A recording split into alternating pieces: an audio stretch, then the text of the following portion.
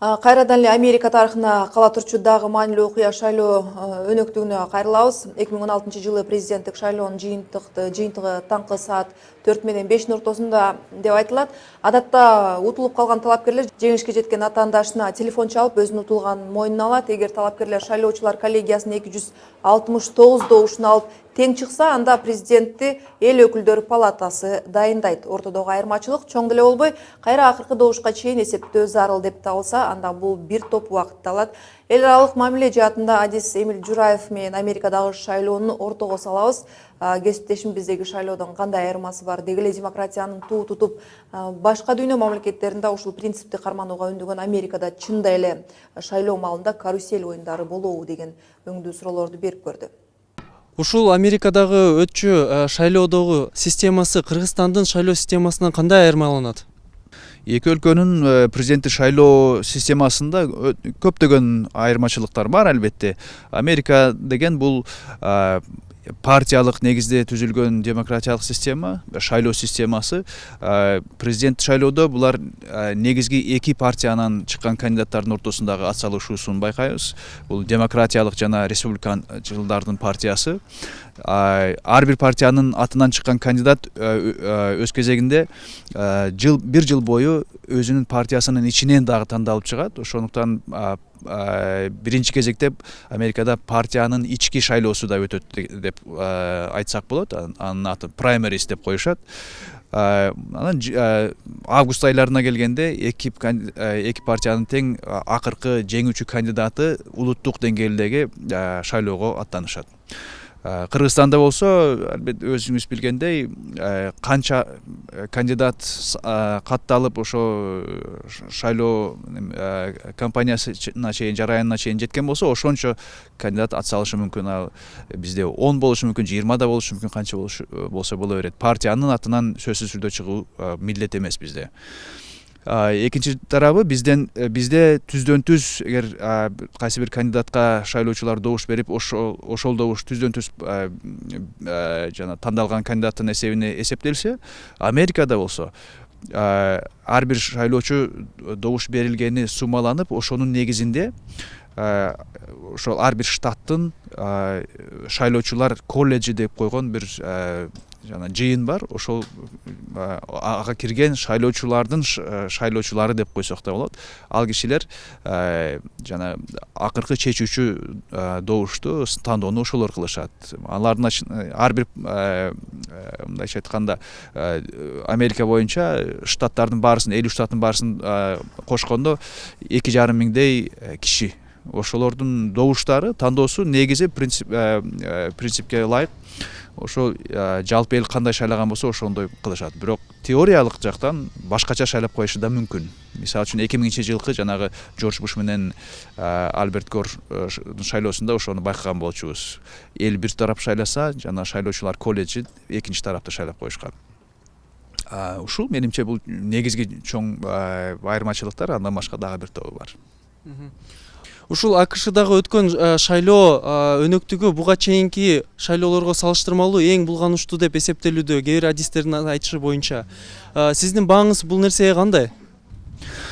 Туура, мен деле кошулам. Буга ушул жыл бою байкап келатабыз, кандай кир ыплас болуп жаткан, жүргүзүлүп жаткан кампания чынында элдин баарысын дүйнө жүзүндө гана, Америкада гана эмес, дүйнө жүзүндө да таң калтырып атат.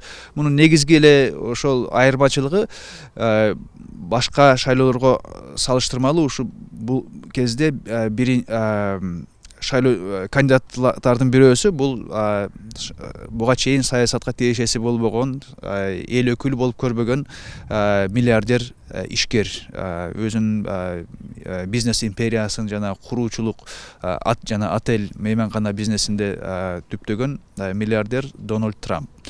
Анын шайлоо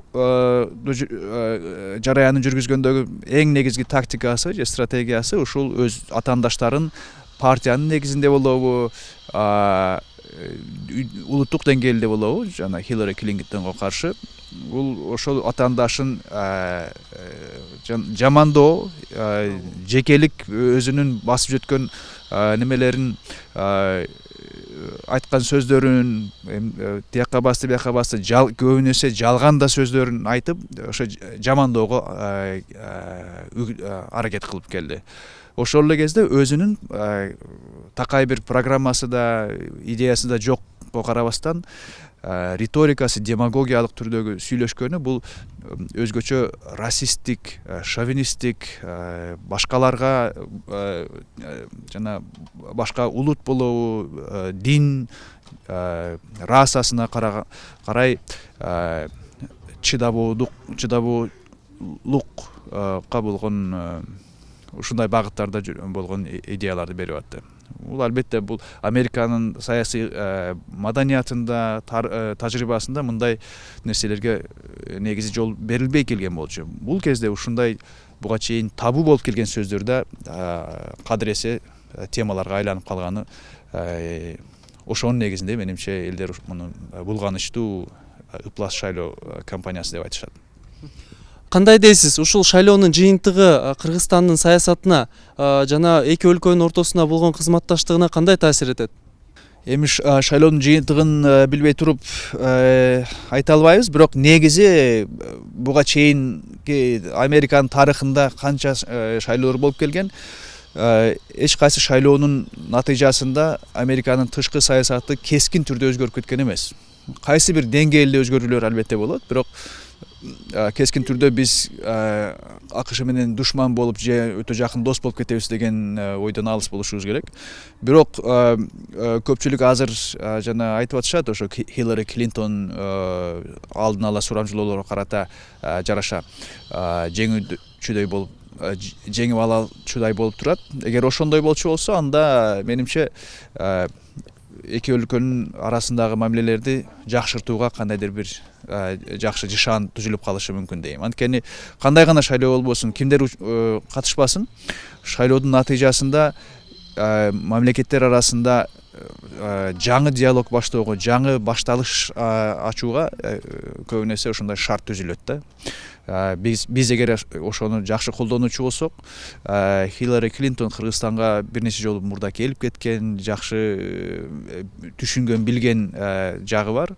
Менимче эки мамлекеттин ортосунда конструктивдүү диалогду кайра баштоого мүмкүнчүлүк түзүлүп калмак.